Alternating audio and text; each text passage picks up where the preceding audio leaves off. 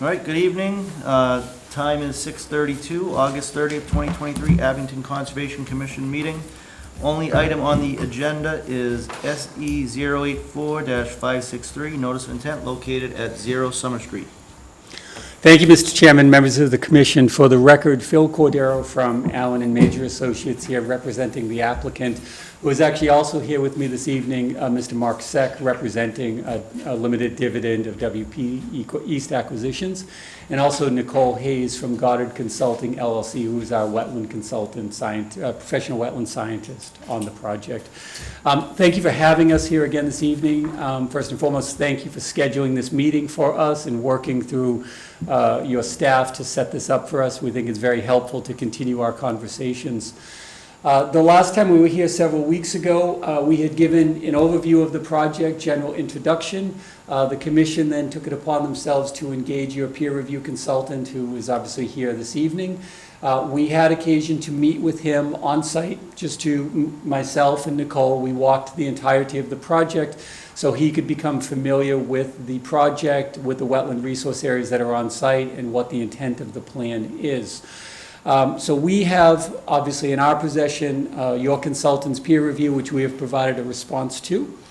We also have some initial staff comments from, excuse me on the name, but we have some initial comments that were received through your staff to me when the initial application was submitted. So we're here this evening. We want to start addressing some of those comments. We have provided the peer review response to comments. We'd love, at your direction, however you would like this agenda to proceed this evening, if you want to hear from us first, do you want to hear from your consultant first, and then we can provide responses to the issues that he raised. But the goal of this evening is to further all of the information regarding this project. Obviously, hopefully allay the Commission's concerns with the scale and size of this project relative to the protections to the resource areas that we are in fact trying to put into place here. So I'll defer momentarily to the Commission in terms of how you would like to proceed, please. Do you want to just tackle each item and work our way down the list instead of, that's probably the easiest way to do it, I think. Start one by one with, Yeah. Sure. do we want to first hear from, how do you want to do that? Work through, I'd say let the applicant go first, and then Matthew and then us, we can rebut and then ask questions and. but aren't they responding to him?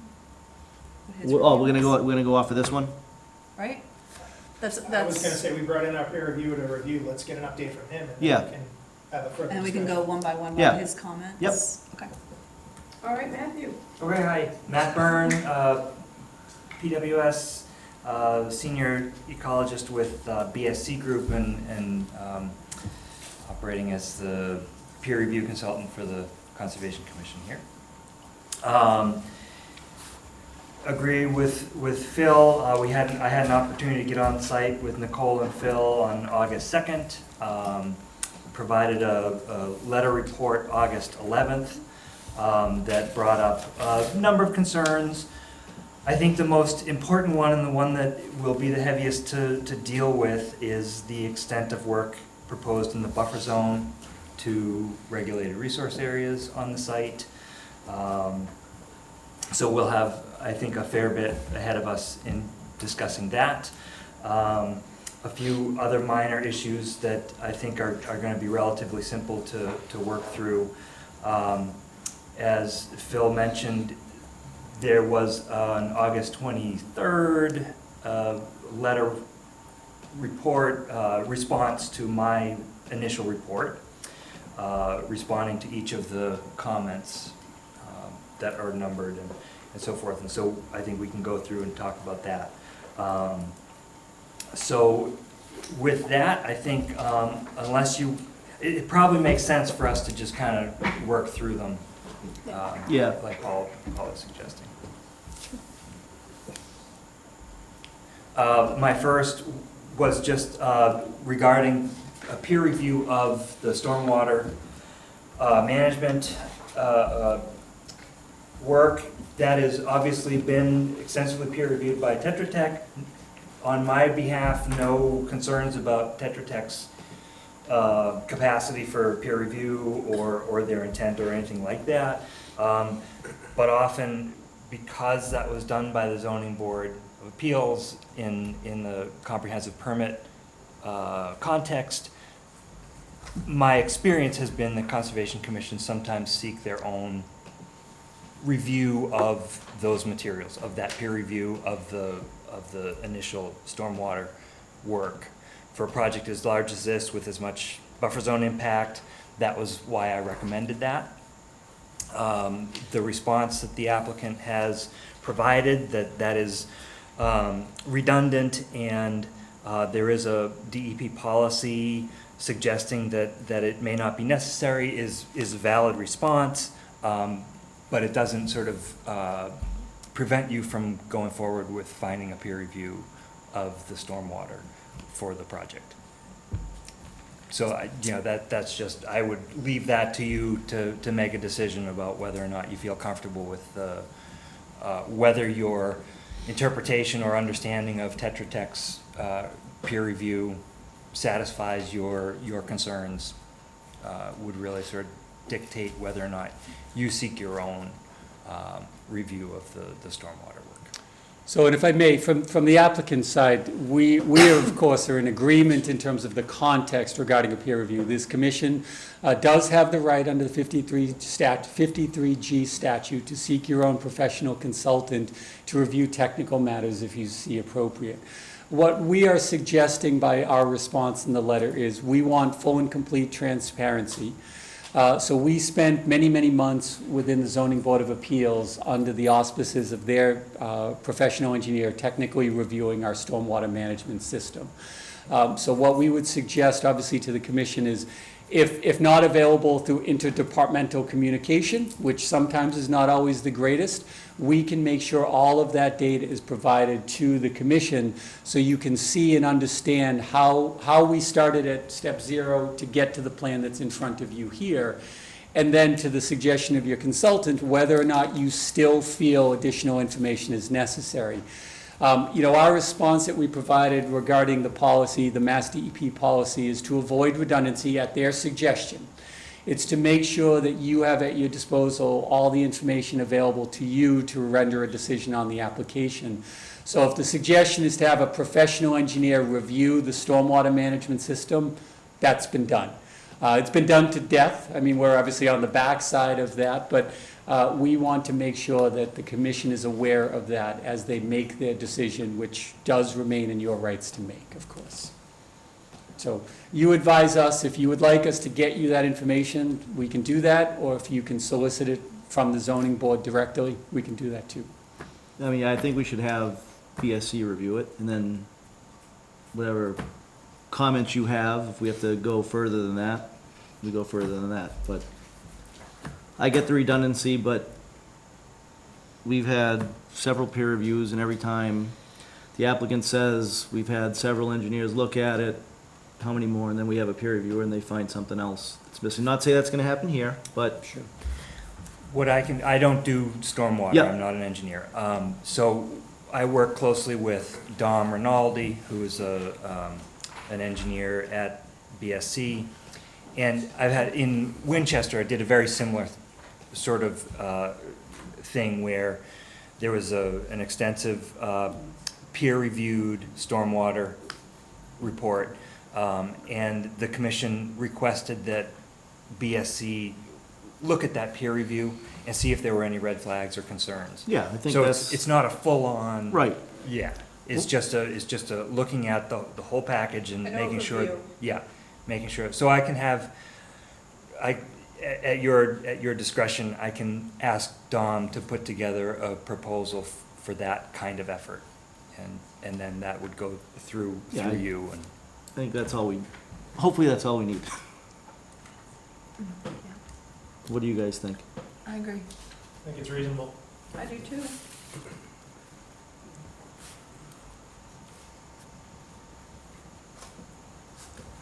I'll ask him to do that and brief him on the project to this point and.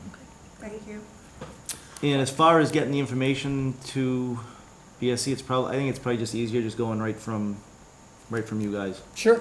Yeah, we're happy to provide it. Yeah. We'll provide it to BSC through your staff, so that way you can see how that's Yeah. taking place. You guys have already been communicating throughout, so I think it's just easier to just keep that Sure. flow. Channel communication open, sure. Sure, so just for clarification, because our interests are making sure the wheels of the train keep moving forward, so the engagement of the BSC, the additional BSC, and the additional fee that's associated with that, that can proceed in between meetings, or do we need any action from this commission? We'd love to just keep things going, of course. No, we wanted to. Well, I guess you're gonna have to get us a cost on it, and, I mean, Right. Yeah. It's just a Yeah, matter it's- of voting. Yeah. yeah, I mean, Do you have to make a vote? Like, I review it? we'll make a motion to seek peer review for the, stormwater, yeah. And you'll get a letter proposal Yeah. like you And received then from send it me. off to, well, I mean, you can send it to us, copy Phil on it, and Okay. Right, but the ability is, once that's generated through your staff to us, we can get it funded, they can begin right Exactly. away, and we don't come back to a meeting saying, okay, green light, go. Yep. Just in the interest of time. Right. Terrific. So do we wanna vote on that? Do we wanna vote on whatever we're gonna vote on as we're going, instead of waiting until the Sure. end? This Yeah, will be because very otherwise we'll long be like, and, what did we say 20 convoluted. minutes ago? Yep. Yeah. and it's good. all right, so, anybody else have any comments on comment one? No. Anybody in the audience? All right, bring it back to the board. Somebody wanna make a motion?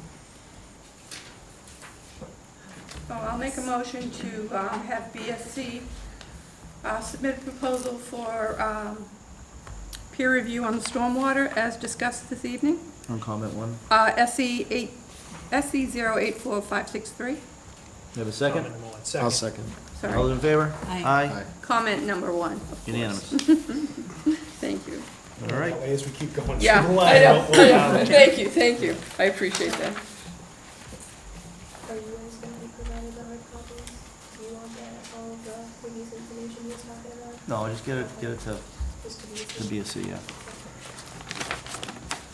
You can just get the, My second comment was regarding whether or not the pond at the, I don't know my cardinal directions here. Southeast. Southeast part of the property is likely to function as a vernal pool. Apparently, the commission didn't know this. I have a certain expertise in vernal pools. Yes, you do. And feel pretty confident in my evaluation of whether something is or isn't. And in this case, I think because of the apparent depth of the pool, presence of breeding green frogs, and other characteristics, unlikely to function as a vernal pool. So I think we can put that question aside. I know Kathy had expressed concern about that. But I don't think we've got a vernal pool there, but we certainly have a pond with all of its inherent wetland functional values, which need to be dealt with down the road. I think that you're in agreement No, with that. no comment. It's a pond, the ORAD designates it as a pond. No, we didn't designate it as a pond. We said we did not know if it was a vernal pool or a pond, and we asked people to come back. It was in the ORAD, a condition to go back and check if it was a vernal pool. Okay. So just to be very clear, that was said before last time, and I was at that meeting, and I remember. Yep. Okay, I apologize. No worries. Check the That's okay. language on I the just want to be ORAD, very but precise we, about what we do. after further review, obviously through and with your consultant, we're of the same mind that it is a pond. Okay. Okay. The question about an intermittent stream channel within BVW, I'm not gonna be able to do this. West of the road. Can I interrupt? Yeah, Is of it, course. would it make sense, because you're going by, yeah, There we go. would that My make? brain works much better that Work way. out There we go. Okay. I'll Hey, still what's this up? confuse east, Yeah. I'll still confuse east and west because I'm a lefty, but that is what it is. There was, Kathy, again, had raised a question about an intermittent stream channel, and I understand in the ORAD, similar language to requiring a determination of that. In the field, we didn't find that, although I don't think we hunted so much for it. We did discuss whether it was present. It's a funky topography, microtopography within that wetland. There probably is stream flow, and if it has been seen, fine. But from a regulatory standpoint, it's kind of immaterial because there's no work proposed that would impact bank or land underwater associated with a stream.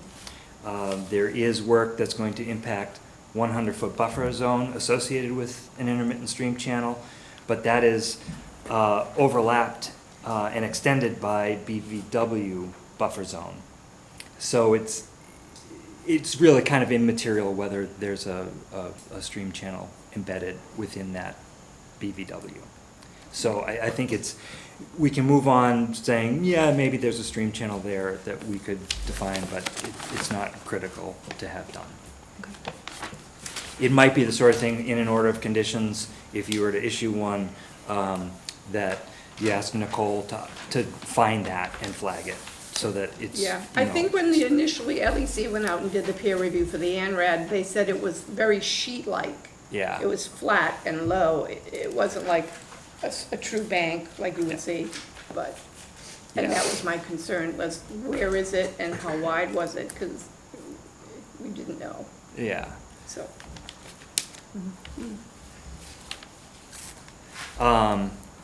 Okay. Comment 4, 5, and 6 are all functionally the same comment.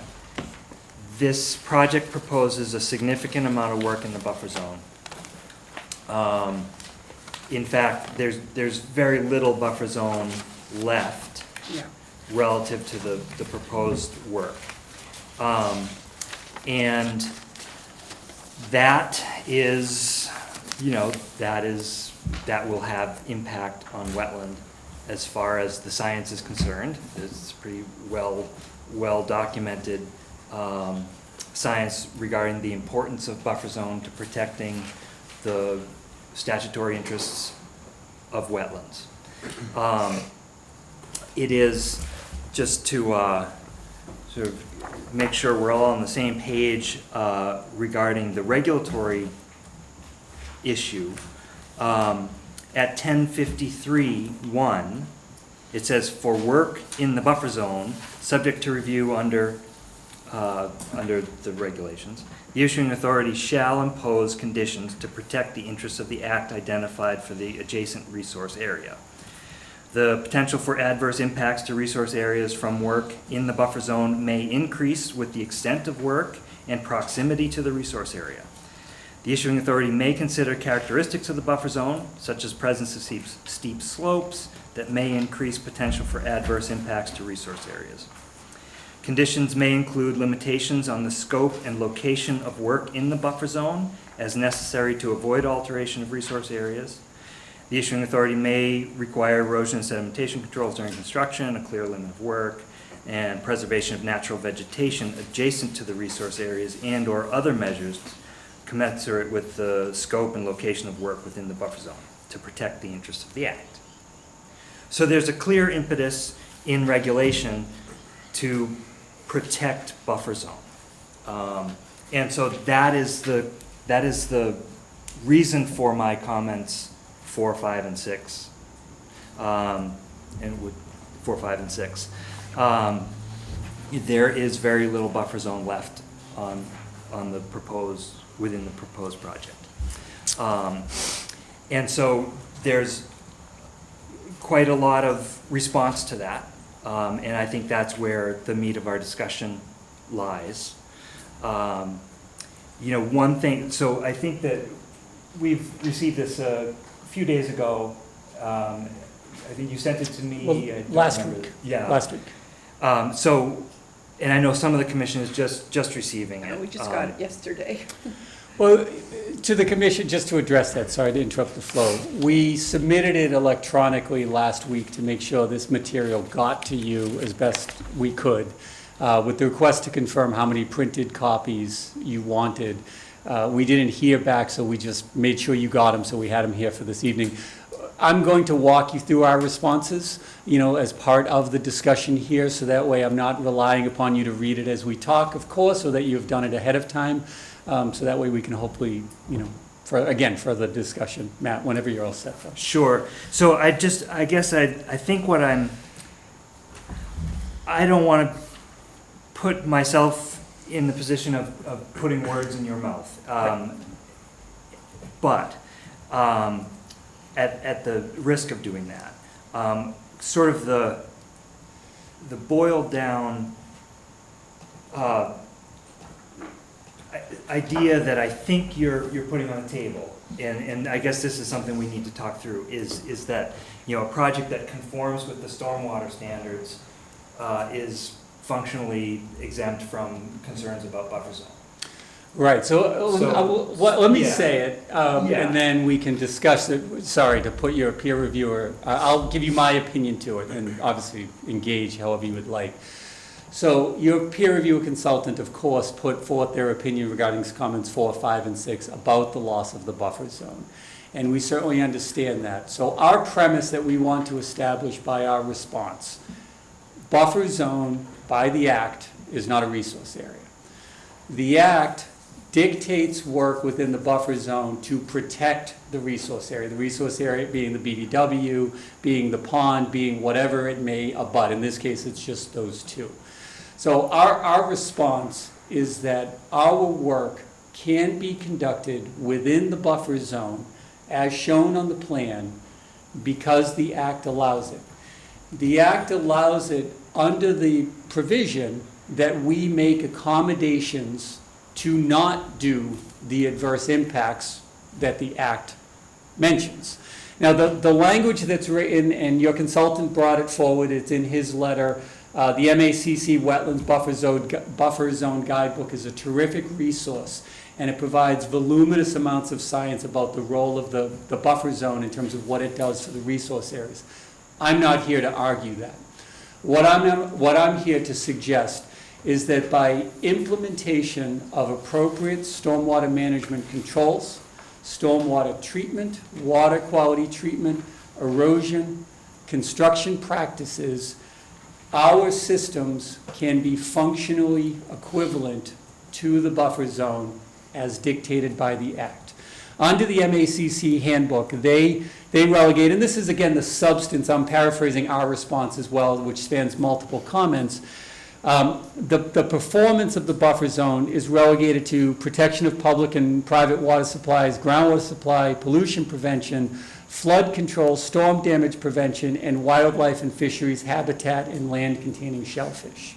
So my role as an engineer really is in terms of addressing number 1 and number 2, to protect the groundwater.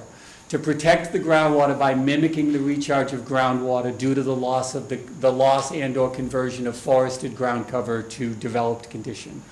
We have done that. The documentation will support that. We are protecting the groundwater supply to make sure that our water quality is treated in the best manner possible by potential pollutant runoff, by exposure to suspended solids, by phosphorus, by all of those treatment devices that the Act identifies under the stormwater management. We've done that. Flood control, storm damage prevention, those are sort of inherently obvious in that if we're converting one area from woodland to developed land, that increase in water needs to be mitigated by our stormwater.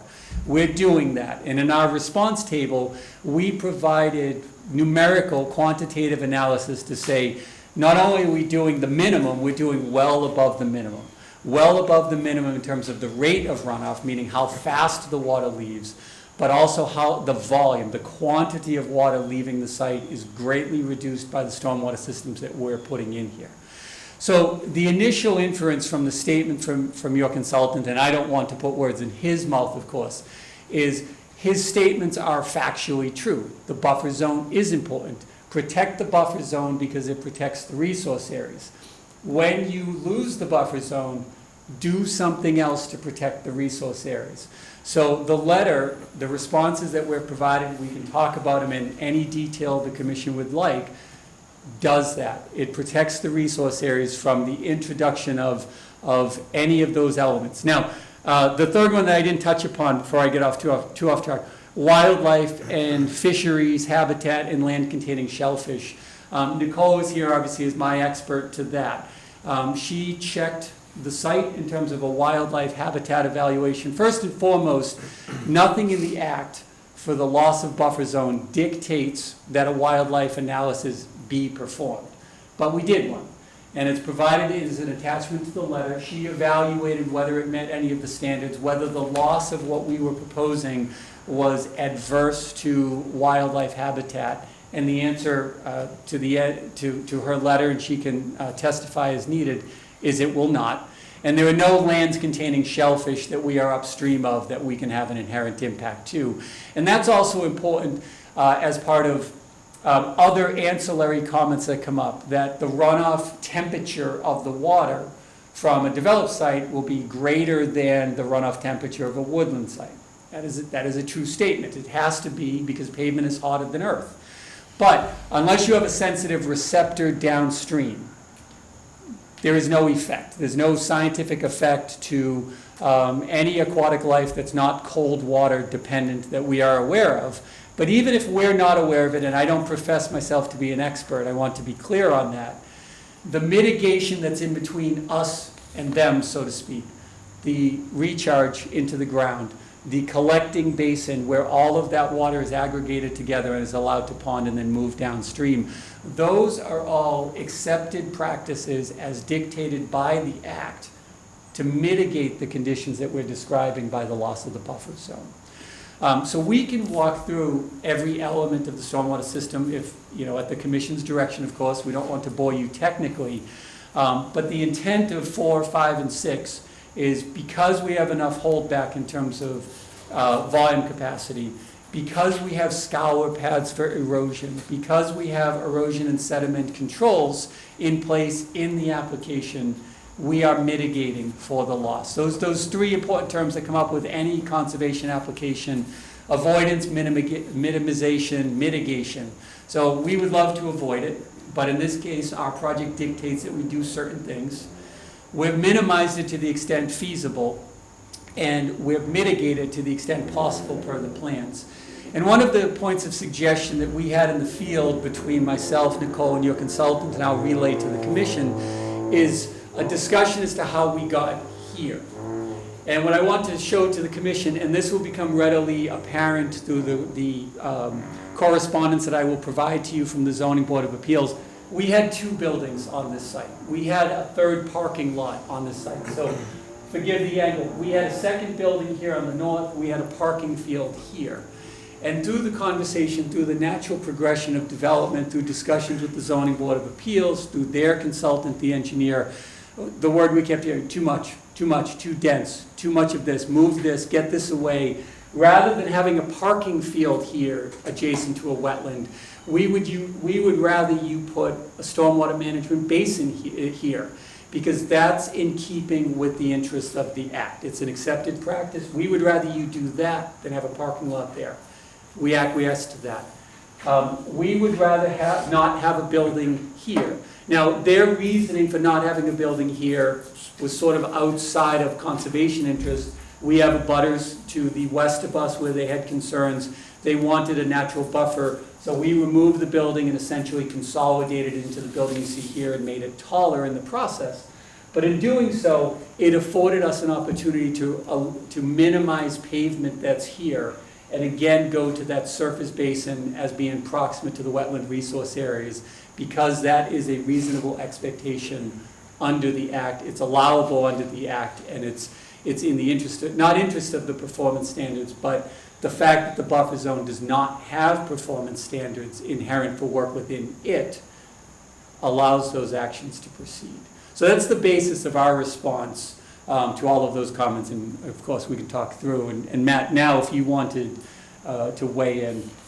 Yeah, I mean, there's a lot there, but I think it's important to say that I don't believe that meeting the stormwater standard, stormwater handbook, obviates the buffer zone under the Wetlands Protection Act. You know, those are, you know, I was thinking about this, the stream crossing standards. If you propose a new stream crossing, the regulations create a presumption that if you design to the stream crossing standards, we presume that impacts to bank and land underwater are all set, you're good.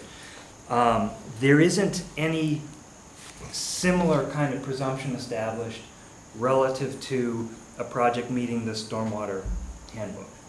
And you know, I think that's an important observation because you know, it is your responsibility to meet the stormwater standards, but that doesn't alleviate the project's or the commission's concerns over buffer zone impact. And you know, I think that one thing that's important is that it is the applicant's burden to prove to you that work in the buffer zone is not going to have ultimately have an adverse impact on the jurisdictional resources. And I think that demonstrating conformance with the stormwater handbook, in my mind, doesn't come over that bar. So I think that that's an important thing to think through. You know, Phil mentioned that there'd be no impact on wildlife habitat with impact in the buffer zone of this extent, that there's no evidence that there would be impact to wildlife habitat values. But that's not the way the regulations are set up. It presumes that there's going to be an impact to wildlife habitat, and it's on the applicant to prove that there would not be. So I think that sets a high bar for proof of lack of ultimate impact or potential impact to the resource.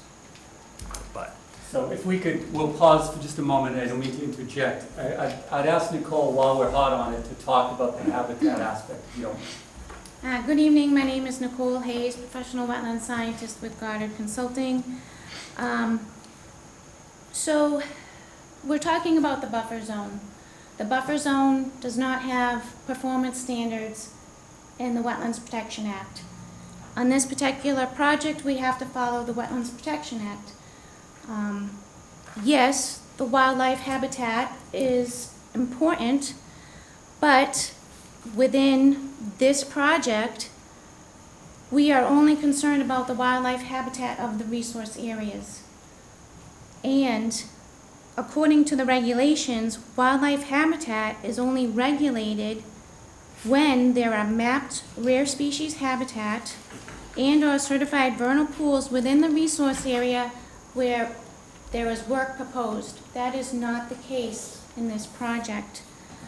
Also, I'm sorry to interrupt, but that's an important point to address. I think that's a common misconception, that the only time wildlife habitat is important is when there's rare species or vernal pools.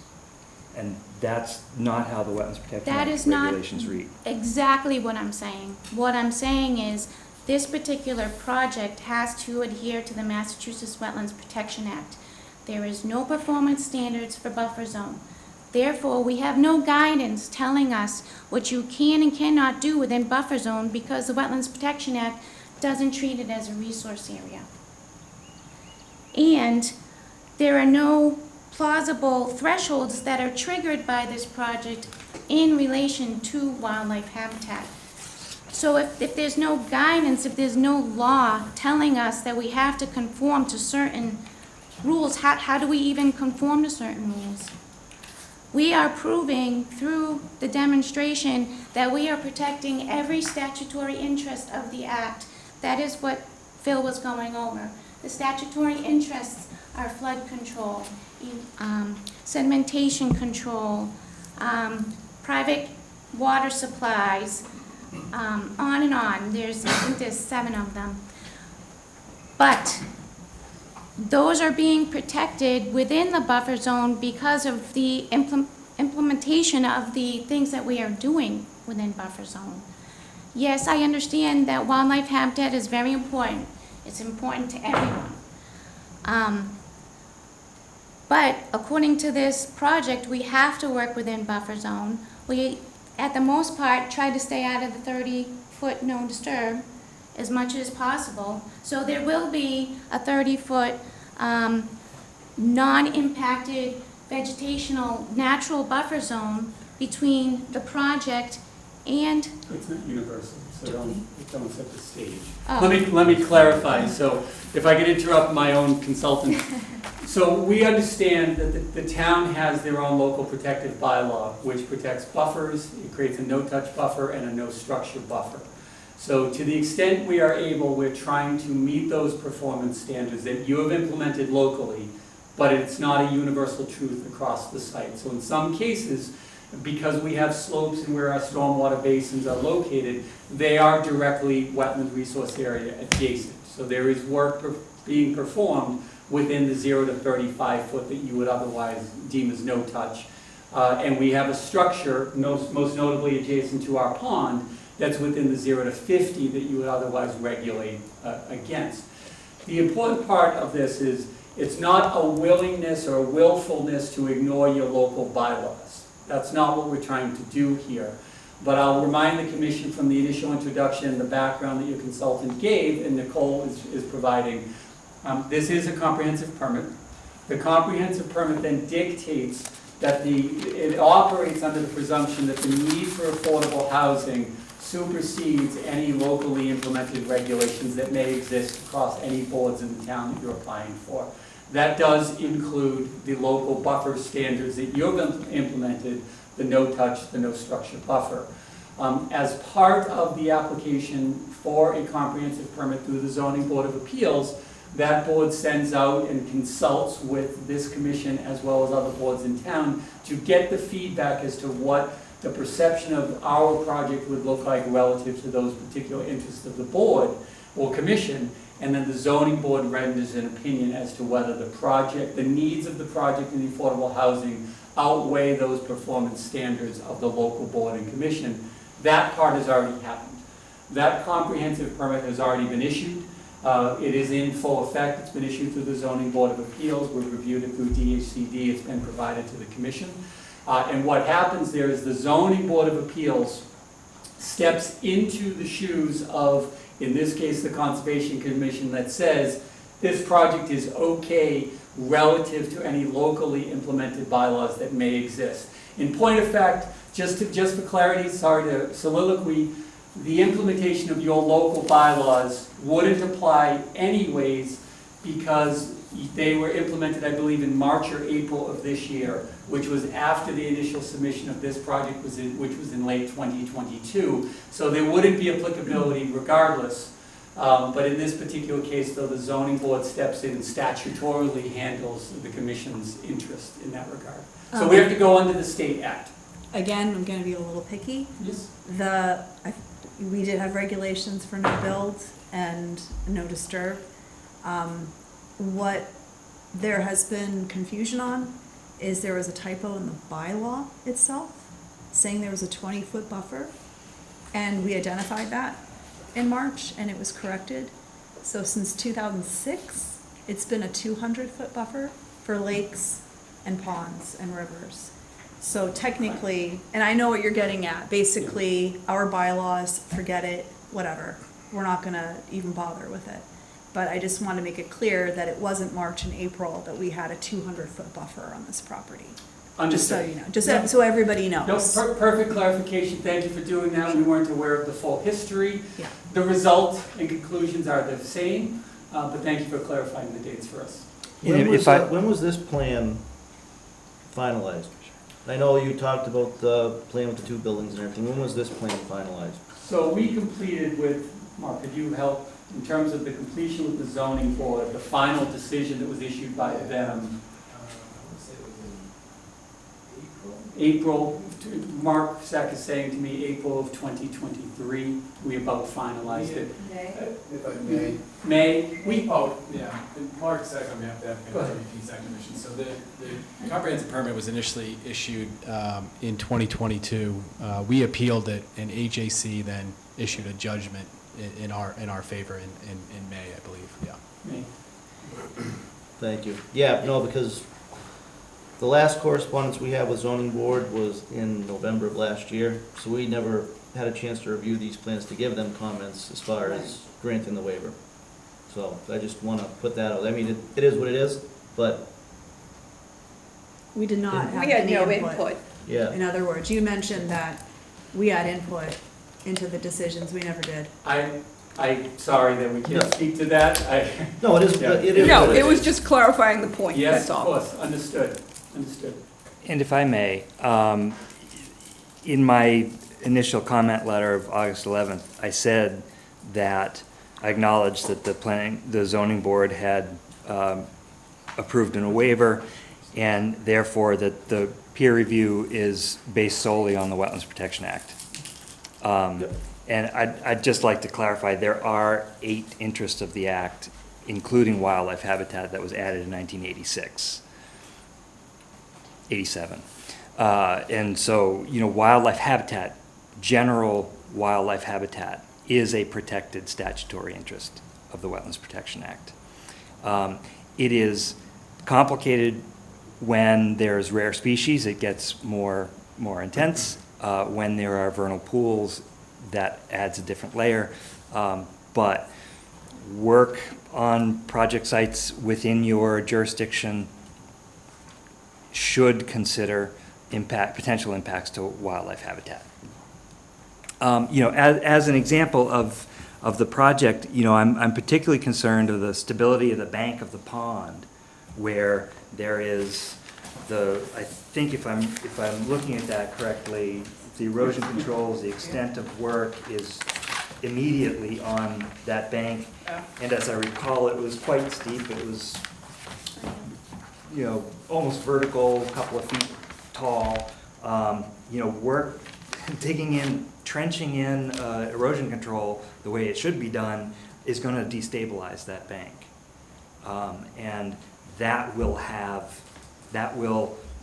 put sediment and, it will destabilize the bank and it'll crumble, and there will be problems that are inherent just in putting a limit of work right on top of that vertical bank for the pond. And that will have, it just as an example, that in itself will have impacts on water quality and the wildlife habitat values of the pond and the other interests of the act. So, there are legitimate concerns, even if we didn't think that there was a conversation to be had about protecting buffer zone. But, again, I'll reiterate the language at 1053(1). It is the commission's charge to protect the interests of the act by protecting buffer zone. And I'll echo your consultant, 1053(1), as he read into the record at the beginning, affords the commission the opportunity that your interests are to protect those resource areas. If your concern is the location of that hay bale siltation barrier, and we can afford to move that in the specific location that the consultant raised relative to the bank of that pond, we would do so. And we outline that in the letter, is that to the extent we can move those lines away, if your concern is the bank, we will move those lines away from the bank as much as feasible, keeping in mind a portion, so the pond, which is here approximately finger to finger, the area behind the garage, we can move our siltation barriers closer to the garage to increase that protection recommended by your consultant. In the area to the due east of that is a replication zone that we're seeking to construct. Obviously, because it's a replication zone, it needs to be directly resource area adjacent for its viability. So that's an area where we can't limit the work for obvious reasons of replication. So we want to work with the commission on such matters. So if, or to your consultant's point that he raised and eloquently spoke on 1053-1, if that's a concern to the commission, we can work together to address that through condition if you would like. So one of the things I'm hearing from the applicant is the Wetlands Protection Act does not have performance standard for a buffer, and I agree. But it does state that in general, when we're talking about buffers, that we need to take into account the slope, we need to take into account the intensity of the project. And there's something else that they specifically mention that we have to take into account. So while there is no performance standard for the buffer, it does specifically state those things that we should be looking at in terms of protecting the interests. So in, reading the same sources that our peer review had and a number of other ones as well, every paper that I've seen, every handbook I've seen has stated, every scientific paper I've read has never said that 20 feet is sufficient to protect the interests of the Wetlands Protection Act. That there has to be more, especially when you there's gonna be a lot of parking there. There are things that they do direct us to look at that is applicable in this case. So, MACC in the handbook, they even, mention this, if you have a slope of this percent grade, you should increase the buffer by 1.5, or if it's this percent, increase by 1.3 times. So there are recommendations made. And this is where I'm struggling with this line of buffer, that we do have jurisdiction, right? And these are the things that are specifically from the Wetlands Protection Act. So if I may, without quoting the act, I don't have it in front of me either in terms of the standards. I'm good. I'm good. Right there. I know what page it is. I know. It's okay. But I think, if I may, opinion statement, the MACC handbook that I quoted, your consultant quoted, they are making recommendations. They're denoting the importance of the buffer zone. We're not discounting that. What I can say for certain is DEP does allow work to proceed all the way up to the resource area by familiarity and experience. I'm not saying we can universally apply it here. What I'm suggesting is that the MACC handbook describes the potentiality of adverse conditions, but it doesn't describe the mitigation to them. And what I'm suggesting to the commission to consider through your consultant, through this entirety of the project, is the mitigation that we are proposing for this project. There is a distinct and drastic difference between us going out to the site tomorrow, just cutting all the trees and walking away. That's not what we're suggesting. Cutting all of the trees cutting trees, whether it's all of them or some, under controlled conditions with appropriate erosion barriers placed in the right location to their maximum effectiveness. Under the auspices of professionals, whether it be engineers, town officials, wetland consultants, construction supervisors, to oversee the work to make sure it minimizes the potential for adverse conditions, to make sure we're handling everything we can upstream of those resource areas to obviate all of those 8 conditions that are inherent in the act that Matt described, that Nicole described, that I'm not going to quote. Please don't open the book. To deal with all of those issues. So we're here to present to you that this plan does that. Now, so your consultant asked us to scientifically demonstrate that. The best way we can scientifically demonstrate that to you, because they're inherently covered in the act, are through the calculations, the quantitative calculations and analysis through the stormwater standards that they've provided. Okay, I'm paraphrasing here, but under the presumption that the 10 stormwater standards are met, you can do work within jurisdictional areas described under the Act. And that actually includes inside resource areas, but obviously resource areas have additional baggage associated with that. We're not seeking any of that. But by proving that we can meet those 10 standards, it proves that we can do work within the act, which is what we're asking this commission to act upon.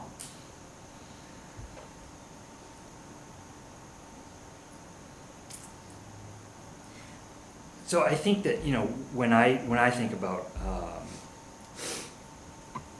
demonstrating that work that's being proposed will not have an adverse impact on adjacent resources, what I'm looking for is examples. Do you have project examples where you've got similar kind of work up to, in similar conditions and similar outcome that you can point to and say, look, here's the adjacent wetland, here's the work that was conducted, here's the length of time that passed, and lo and behold, we can demonstrate no adverse impacts to the aid interest of the Act. That's the kind of demonstration that I think is appropriate, because that's what the science, there's a great body of science that talks about the other side of the equation, that as Lynn had pointed out, the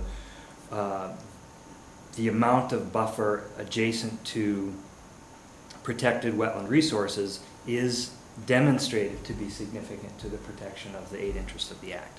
So is there demonstrable proof that what you're proposing, not mathematically, because as much as I love numbers, I cannot stand numbers, is there anything in real life, in practice, that we can point to and say, here's an example of a comparable kind of project that can be shown to have not had adverse impact? And that's, I think, what the burden of proof in the regulations is recommending.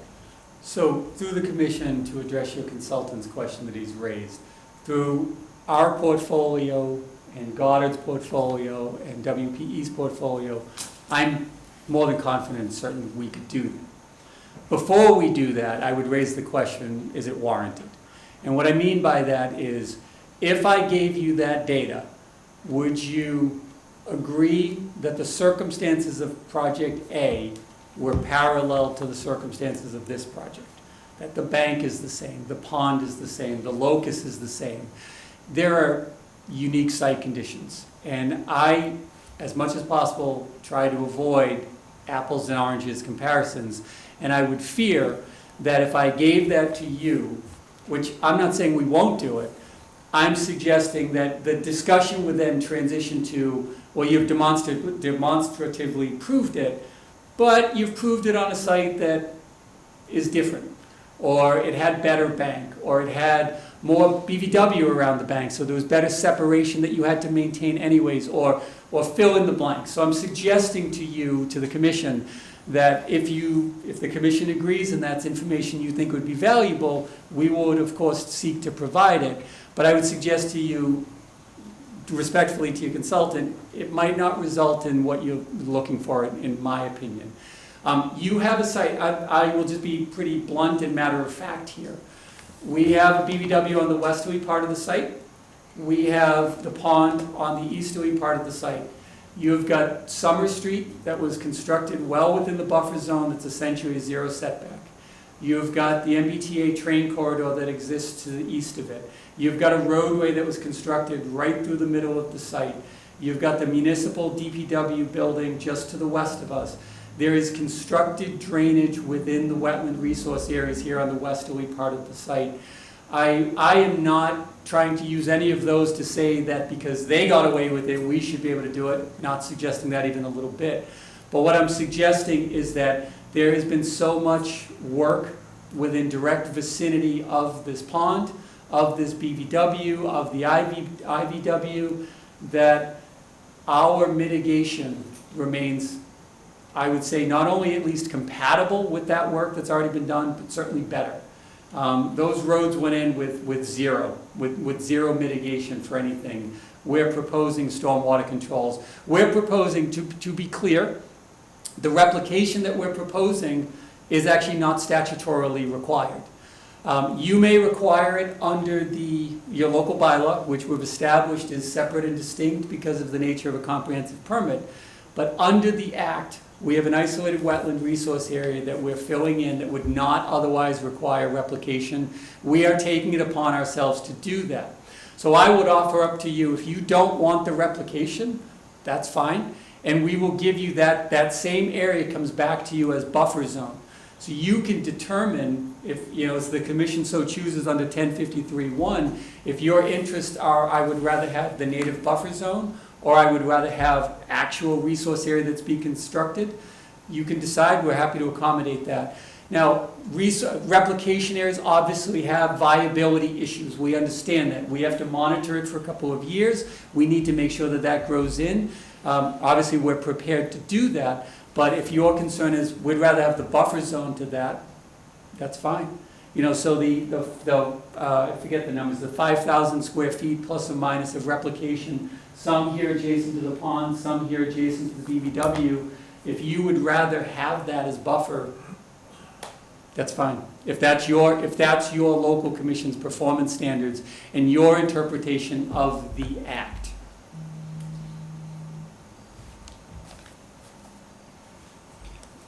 All reasonable statements, absolutely.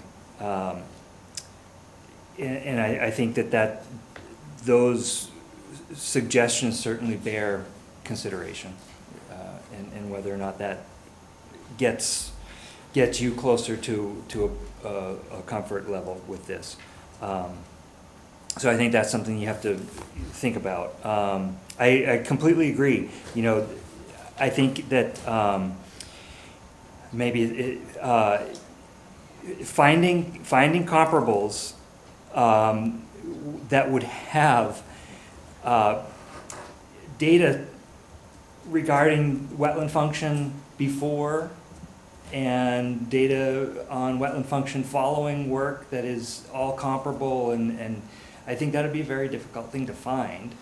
I think that it may go a long way for the commission to see examples of work that of a similar nature, and so I think that I wouldn't say take that off the table. I'd consider it as something you might ask for, to see some examples of work that that can demonstrate that this work that's being proposed can proceed without significant impact. Particularly construction period impacts, I think that's a considerable concern, but down the line. I guess I would kind of be curious, are there any creative stormwater management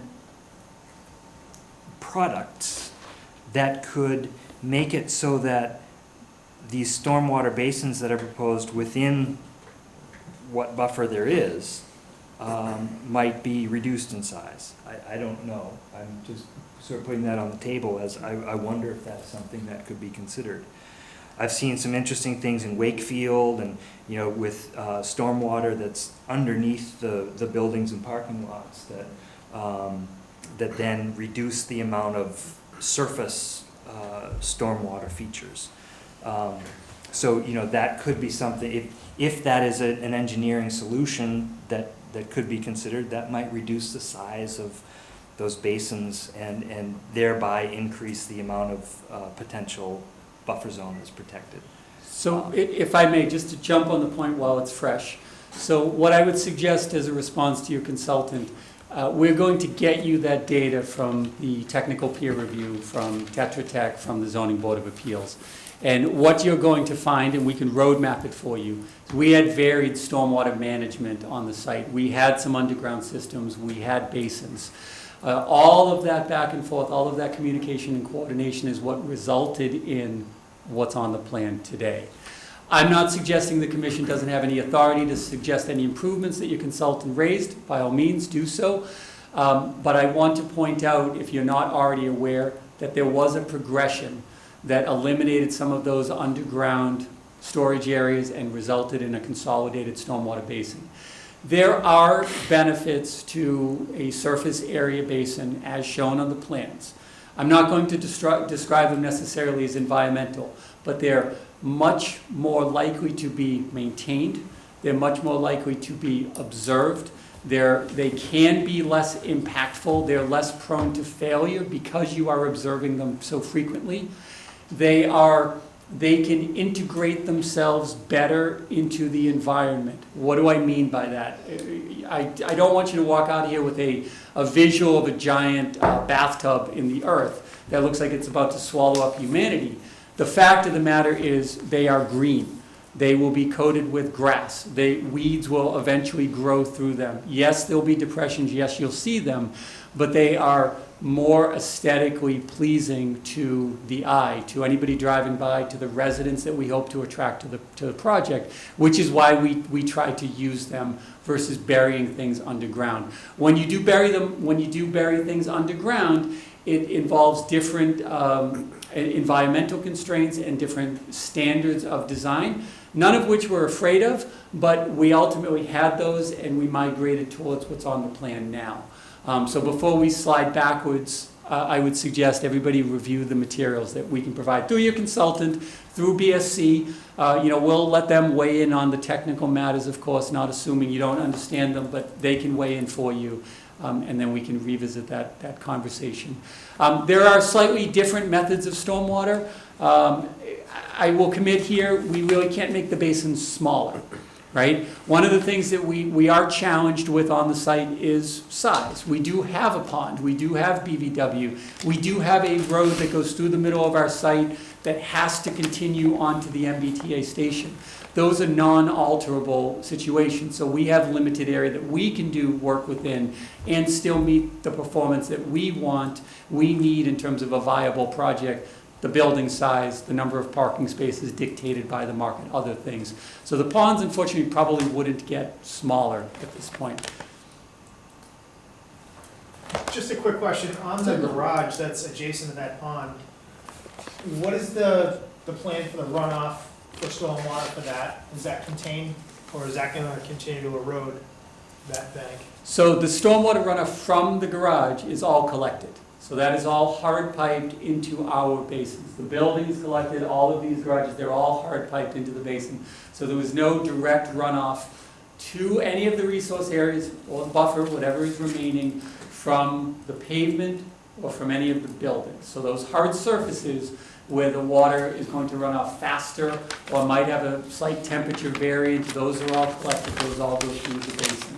The only direct runoff conditions are slopes behind structures, transitional slopes adjacent to the basin, area behind the garage, the replication area, of course, those all go to the Natural Water Commission. How about any collection for vehicle fluids being that close to the pond?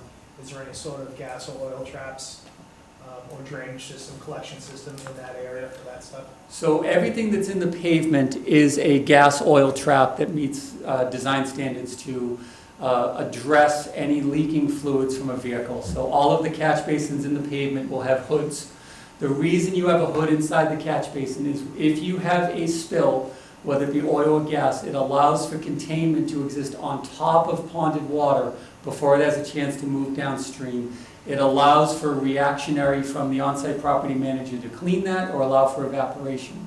We also provide in the notice of intent package, there's a long-term pollution prevention plan, which restricts and requires that any on-site fertilizers cannot be stored outside. They need to be locked. They need to be stored within a shed or within a building. We can have a real conversation about snow management on the site, that if there are distinct preferences that the commission would like to talk about in terms of how we mitigate primarily for ice conditions, we can talk about that. Anything that we do on the pavement or on the buildings goes through a controlled stormwater system, so there is no direct runoff to those pollutants to the water quality. So just to go back to what Rich was saying about the garages, so what basins do they go to? I'm looking at the drainage plan. So Do they get hard pipe right to the basin one, or I'm guessing basin one? Or so everything on the easterly portion of the site here comes to basin 2. but how does it get from the garage closest to the pond, how does it get from there to the basement? How does it get piped there? Sure, so there's a pipe system. Oh, yeah, let me maintain. So the dark and dashed lines that you see here is our pipe collection system that gets to the basin. Yep, This system, there'll be a pipe off of this garage which collects the 4 gutter downspouts. yep. Which tether it into the drainage that goes across the street. So they're gonna get tied into one of the manholes or catch basins before it gets there? Yes, that's correct. Right here. So what happens if it gets to a catch basin and that sump in that catch basin hasn't been cleaned out? And that water's got nowhere to go? Excellent. I mean, obviously, if you're following the maintenance plan, that won't happen, but, That's right. So first and foremost, we have a maintenance plan. We have to have a maintenance plan that's provided in there. It provides for quarterly inspections of the catch basins and clean out as required based on the depth of accumulated sediment within the sump. So we have to operate under the presumption we're going to do all of that. The site operator is going to do that, all of that. The applicant is here, he can speak on that behalf. So in the case that the sump is full and water can't leave the structure, that will evidence itself by water ponding on the surface. So regardless of what the garage is doing, regardless of where that's going, that water is likely to pond and be visible as a failure before the garage tries to. and not work its way out towards the pond and erode the slope. Correct. Now, we can get into the weeds, and happy to do it if you'd like, to numerically sort of analyze if there's a ponded condition, where does that water want to go? And it's all based on the grades, the slopes, the curb elevation, you know, a number of engineering-based factors that we can talk about if you'd like that information. But our maintenance agreement has to take those things into Right. account. Yes.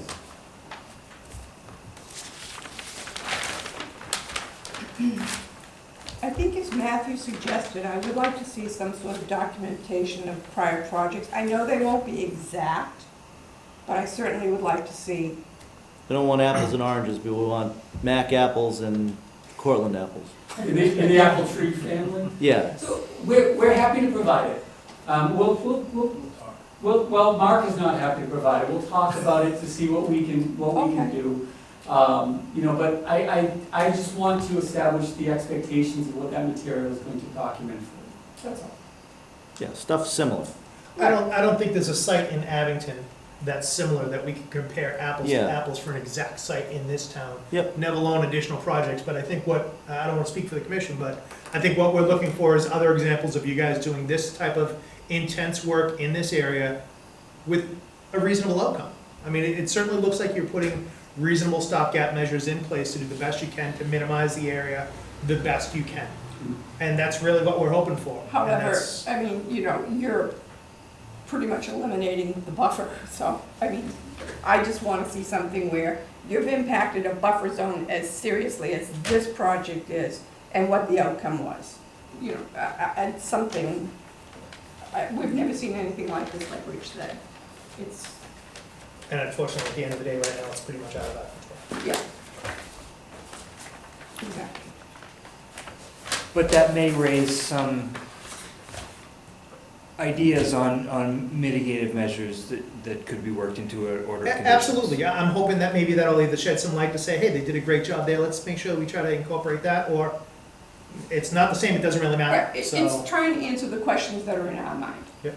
I mean, and that's, I mean, you've raised the question, you've asked for information, and that's what we're looking for, more information. I don't think it's unreasonable, but on a scale of 1 to 10, the information's gonna be a Right. 1, but we can compare. Exactly. Or get an idea. You know how I feel about data. I like Lynn it. loves Sounds like she data. loves it. She's a doctor. Oh. Is there We any can use runout other, numbers if you'd like. Matt wants to I'm do not this. stormwater, but I do like data and I do like numbers, I sorry. cut you off, please. So we're talking about, you know, in terms of the burden of proof, finding other examples. I wanted to ask you, Matt, are there other things that they could do to demonstrate that what they were planning on doing would not have an impact? Honestly, I don't know that I'm not familiar with anything that's out there, but there may be work available that can demonstrate that work within the buffer zone can proceed without an adverse impact on adjacent resources. I just don't know of that. I haven't seen it, but I was just wondering if there was any other idea that you had. I'll have to ruminate on that. Okay. Yeah, and see if we can come up with some ideas on that. I think seeing comparable, to the extent that there's anything that we can, get it be in the ballpark of comparable, I think that would go a long way. But beyond that, I'd have to think on it. Okay. Yeah. I think that the buffer zone, work in the buffer zone is a challenge under the Wetlands Protection Act because there aren't performance standards, and it essentially relies on the body of evidence that says work in the buffer zone is likely to have an adverse impact. Therefore, and then it puts the burden on the applicant to say, demonstrate that what you're proposing isn't going to do that. And it actually creates a fairly high bar that isn't always, to Phil's point, it's not always Attainable? obtainable or expected. DEP often will often allow things that that the commission wouldn't want to see or what have you. But I don't want to be careful not to disparage fine body of regulation. But at any rate, I think that it creates a pretty high bar with that burden of proof. But it shifts the burden of proof that may never be obtainable. I think that's in part true. And, I think that a lot of times what that means is that applicants work hard to reduce the amount of buffer zone work. To come to an agreement of some sort, whereas we're going to get what we want and they're going to get what they want, and it's like, I mean, my concern, just looking at this, is the proximity of this building and the parking and the pond, and you've got two basins between a BBW, and it just puts questions in my mind. Well, I think everybody can look at the site and say it's not optimal, but it's what we got, it's what they have. It's true, that's true, but You could also say, do you really need a swimming pool in Massachusetts? Right? But I don't think that's our judgment call. No, Right. well, anything outside is. And I do But no- appreciate the extra steps being taken. I can't do the math on these, but if you're saying that you're overcompensating, it's slightly comfortable, but I think more questions, obviously. Well, what my point is, if we're talking about, in terms of, we can't move this, we can't do this, we have no choice, but we have no choice, we have to do this, do you have to have, someone could argue, do you have to have a swimming pool? Because that's where you could shift things over to get farther away from the buffer zone. So those are, it's not like, I know you guys have spent a long time with zoning, trying to fit, go through all of this. And it's we've only seen you guys twice, this is our second time. But, it's things like that, which, I don't know, in presentation, seems to be like, this is it, we're not gonna do any changes, we're not going to take into account, like our concerns and thoughts. And typically what happens for us is an applicant comes, they show the plans, and then we work with them to reduce the impact. And what my impression is here is here it is, and we're not gonna work with you. Well, I think what I would want to do respectfully is, I have to disagree with you, because I don't want to create that matter-of-fact statement that we're not here to work with. That's not the case. We are starting off with you at a position where this project has evolved over a very long period through boards outside of this commission, through consultants outside of this commission that brought us here with this plan. There are elements of this plan that are driven by, our needs for the site. Market conditions dictate that we have a pool, otherwise our competitor that has a pool gets the resident in the competition market. So there are things that we have to do, and that's what we've incorporated into this plan. Are there things that are negotiable? We have to talk about what negotiable is under the auspices of the Act. Respectfully, again, you have a local bylaw. Could you apply your standards of the local bylaw to this? The statute says no. Okay, because of the way that the statute is written relative to the Act, ideally, we try to strive to meet as many local regulations as we can, because we want to, this team wants to work with the community. We're not here to fight with you. In some cases, though, we simply can't meet it. And we have to tell you that, and that's what we're telling you in these applications. Here's what we can do, here's what we can't do. Here's how we believe we've mitigated your concerns to the buffer. Your consultant has weighed in, they're going to weigh in a little bit further, and I suspect we will have some further back and forth. We're not here to just say no, but unfortunately sometimes we do have to say no, because there is a limitation to what we can do for the project. So we look forward to having another conversation with the commission. We know we need to. Your consultant's going to weigh in now between here and the next meeting on stormwater. We will want them to say to you, everything looks good. That's what our goals are. But what it's also going to say is that we need what we're providing in order to meet the stormwater standards, which, as we're suggesting, is mitigation to the loss of the buffer zone.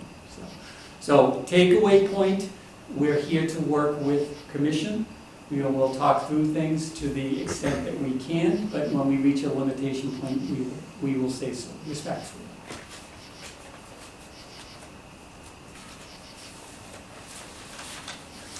That having been said, we've gone through and we've had sort of an exhaustive discussion on a number of the comments that Matt has raised in the peer review. In the interest of time, we have all night, but there are a few more comments in here, and I think we don't have to solve them tonight unless the commission thinks they're going to act. Probably not. We don't have to solve them tonight, so obviously there's an opportunity for the commission to review them. What I suggest by summarizing them, not to take Matthew's words, he is making a handful of recommendations. We are generally agreeing with his recommendations if the commission is in agreement with his recommendations. So please review those. We could probably talk about those next time. They're not associative with buffer. They're associated with trees and seed mixtures and hay bales and construction maintenance and monitoring in terms of who performs that work. Would you, Matt, I don't want to take words. Is that okay? What I've summarized? Yeah, Okay. yeah, absolutely. Okay. Yeah, it seems to me, because the applicant has demonstrated general agreement with the remainder of the comments, Yep. we could just tick those off in a subsequent meeting. At your discretion. We can go through it tonight if you'd like. No. I I mean, mean, A long discussion. You guys can, because you guys didn't get this since yesterday, so I mean, Yeah. if you guys have any comments, we can revisit them at the next meeting. We I mean, apologize. it's all not minor stuff, but we're not gonna be sitting here for an hour talking about each item. I don't think we I don't will think- either, Mr. Chair. It's all check the box sort of things, Yep. some detailing. We apologize that you just received it. I know the letter is dated August 11 from Bear City. Sorry, Matt, here comes the bus. We didn't get it until the 18th. We responded as quickly as we could. That's why we sent it in electronically, and then we sent it in as quickly as we could to make sure you have the printed copies. I apologize for the delays. We want to make sure you have it. I talked to Matt a couple of times. Our goal was to have a detailed discussion with you here this evening, and this material in front of you was the key to that.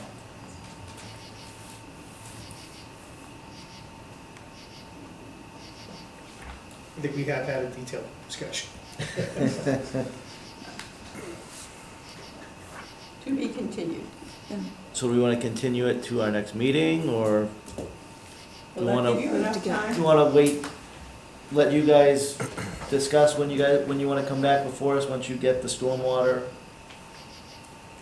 Tomorrow I can talk with Dom, and, you know, I don't think, you know, we can get that going as Yeah. quickly as it can, but I don't know how busy he is. And we can always put it on for the next meeting, and then if we're not ready, we just continue. Or if we have to have another special, it might be better to have a That's what I was gonna say. special meeting like we did for this. We'll have it separate so that we can just devote the time to. I would pick a date at least so I don't have to re-notify. Yeah. 'Cause if they say, oh, we'll just continue it until whenever, you guys will have to re-notify all your butters. Right, we need to continue to a date certain. Yeah, Yeah, we need to keep the hearing open, date certain. I mean, we don't have Please. the first Tuesday, right, is not a meeting for us. I can't do the weekend. I have CPAs. I mean, that might not even be enough time. I don't, Okay, so why don't we Do we make want- it contingent on? No, we have to we need a date, why don't we just continue it to the 12th? 12th, and then if you're not If they're ready, ready, and if not, we continue it. and maybe the following Tuesday, split it up in between our That, or regular meetings.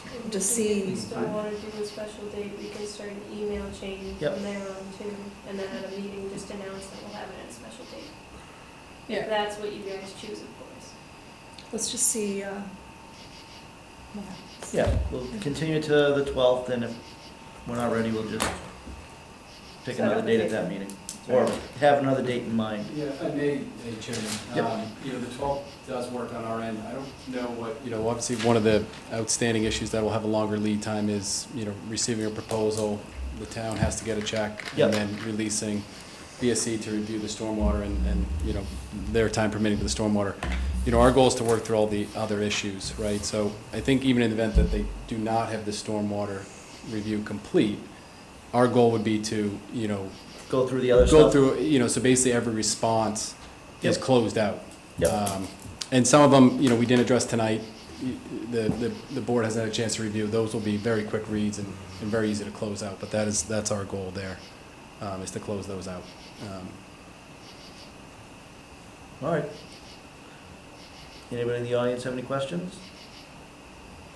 Bring it back to the board. Oh, did you reach your hand? Oh. I'm just not clear, are you Can you, saying the 12th? can you, It's not a big question, just are you saying the 12th? Yep. But it may change because you don't know if you'll have the information. Correct. no, I think we're gonna No, have. I think we're hoping We're to, gonna, yes. we're gonna discuss, we might not have the stormwater, but we're gonna discuss other items that are on this letter.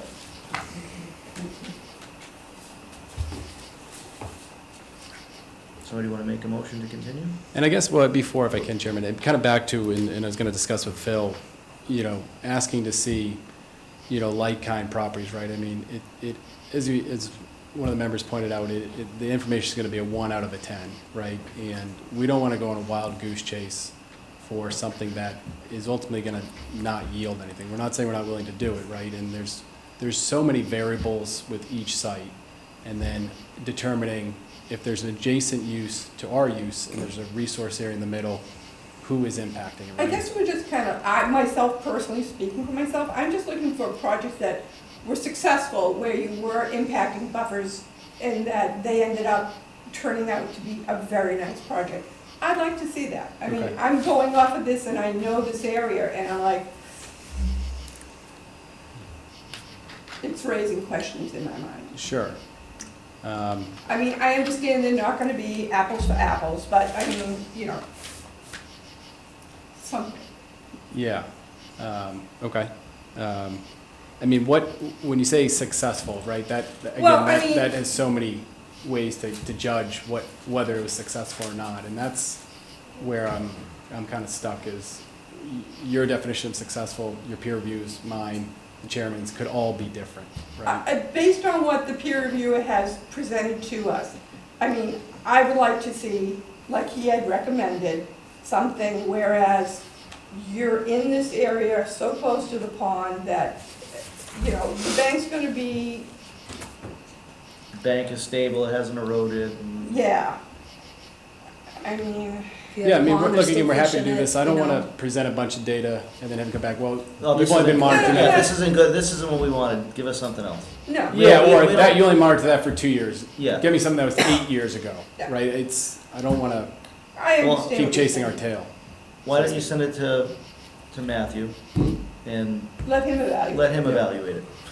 Yeah. We gotta throw you under If the you bus. No, and I don't want to say that we're not willing to do it or come off, it's just, I want to mean, be he's- clear on Yeah. what, you know, where the parameters are and ultimately what parallels you're hoping to make, right? And that they can be, you can say, okay, well, that, even though they aren't the same, we can make that parallel, that.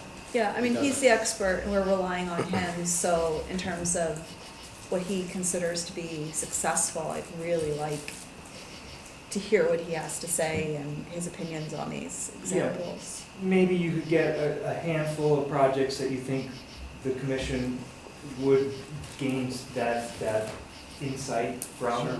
Bounce those off, not a necessarily a complete package, but just here's a couple of things we're thinking about preparing for the commission. How do they strike? And you could kind of bounce it that way. We know it's a difficult site, obviously we want the best outcome for the site. The best outcome for the town and the best outcome for you. I mean, we're looking for a successful project, and if you can provide the information to our peer reviewer, and he can review it and say, Yeah. I'm very confident in this, and he can relay that to us. Mhm. Thank you. Yeah, we read it. No, Yeah, thank you it'll be another for just long clarifying. I just wanted to get everyone's thoughts on what that meant. All right, anybody have anything else? No. Somebody wanna make a motion to continue to the 12th? Maybe it's the 12th, We'll make a motion, we continue SEO 84-5360 Summer Street till our next meeting on right? the Have a 12th. second? I'll Second. second. All those in favor? Aye. Unanimous. Thank you. Someone wanna make a motion to adjourn? I'll make a motion to adjourn. Second. All those in favor? Aye. Thank you, everybody. Thank you, everybody. Thank you, Matthew. Thank you.